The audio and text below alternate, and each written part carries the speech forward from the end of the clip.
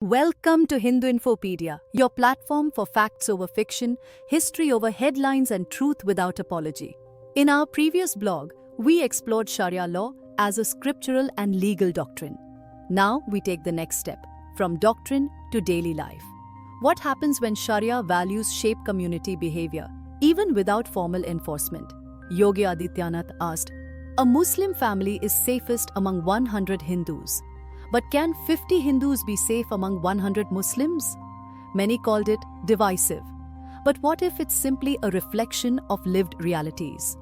Across parts of Uttar Pradesh, Bihar, Jharkhand, and West Bengal, we see informal enforcement of Sharia values without any courtroom or legal decree.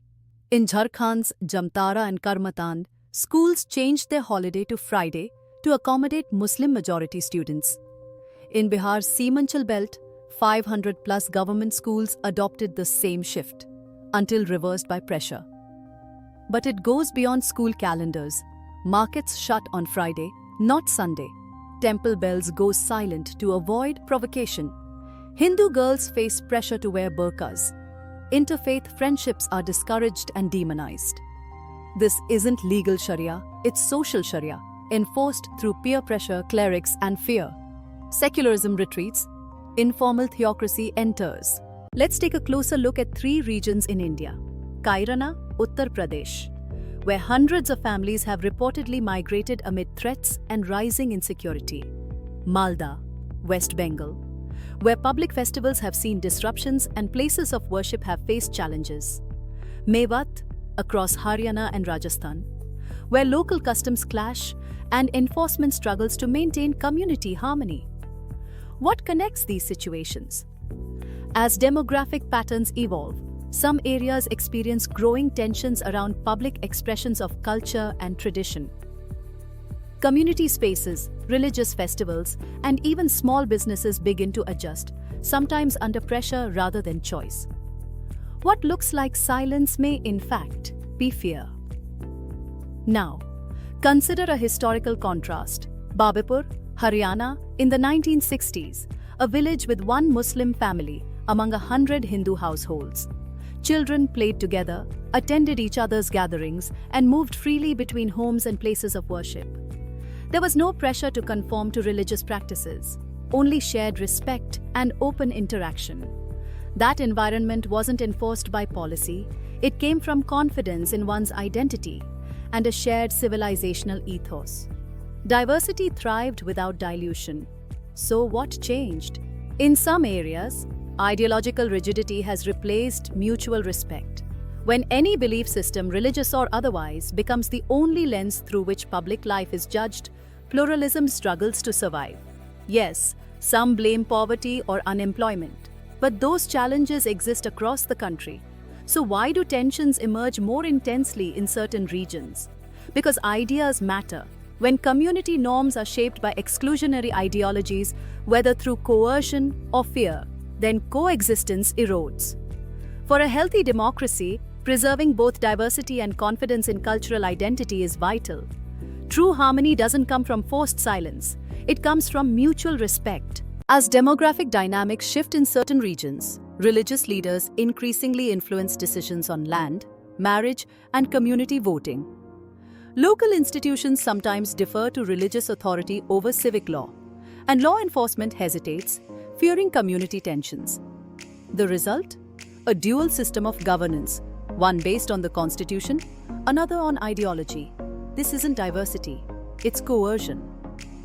In such areas, many citizens feel like they're living under 2 sets of rules, where constitutional protections take a backseat to local pressure. And this isn't unique to India. In Bangladesh, attacks on minority temples often go unchecked. In France, some neighborhoods challenge secular values. In the UK, sensitive issues were neglected due to fear of social backlash. This pattern reflects a broader struggle, upholding rule of law in the face of ideological assertiveness. As Yogi Adityanath highlighted, this isn't a hypothetical issue. It's visible from Mewat to Malmö. So why do concerns around festival restrictions, land disputes, or intimidation often go unheard? The answer may lie in a dangerous mix: political appeasement, judicial inaction, media selectivity. Together, they risk allowing ideological pressure to override constitutional norms. India's media often claims to uphold secularism and equality. But when concerns arise from Hindu communities in certain regions, the response tells a different story. Temple vandalism is dismissed as a local dispute. Reports of migration are labeled rumors. Festival clashes are framed as provocations, and victim testimonies are often brushed off as political propaganda.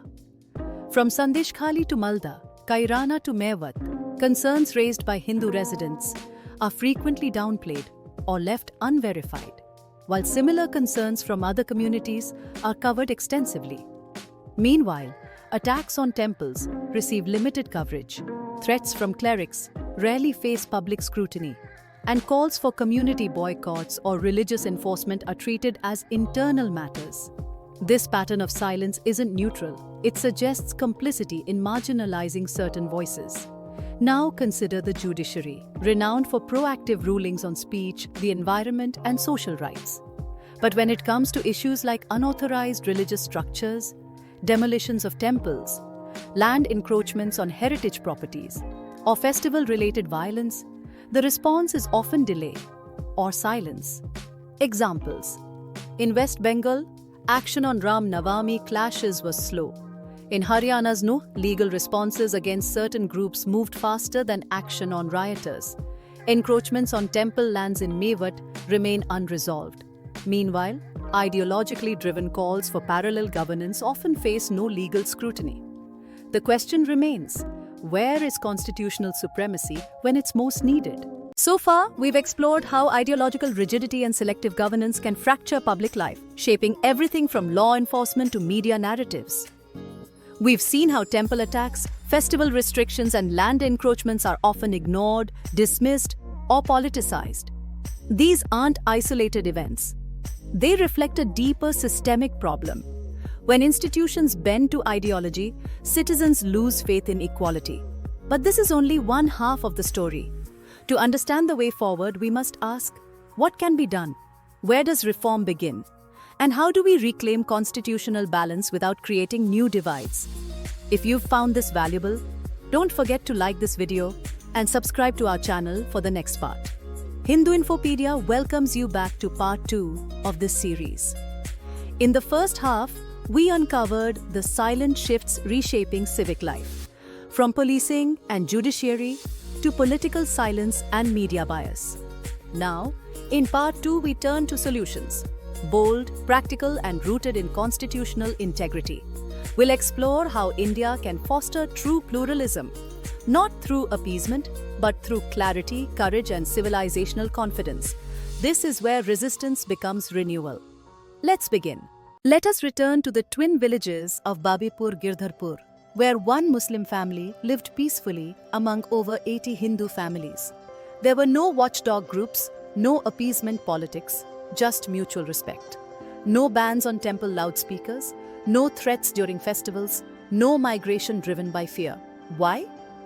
Because when the majority culture lives with confidence, coexistence follows naturally. This is the model Bharat needs today.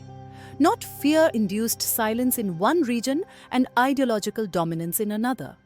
Around the world, we are seeing the costs of unchecked pluralism without civic boundaries. In France, cultural enclaves create no-go zones. In the UK, scandals were ignored out of fear of being labelled biased. In Sweden, communities are increasingly fragmented. In Canada and Australia, parallel legal systems challenge national unity. India still has a choice, but that choice depends on accepting reality, not hiding behind rhetoric. Let's build a Bharat where religious identity doesn't dictate public life, minorities are protected, without majorities being punished, and all communities thrive under one constitution, not multiple codes. Like this video, subscribe to Hindu Infopedia, share with friends who value facts over fear. This isn't just a campaign, it's a civilizational commitment. Stay rooted, stay bold, stay free. Jai Hind.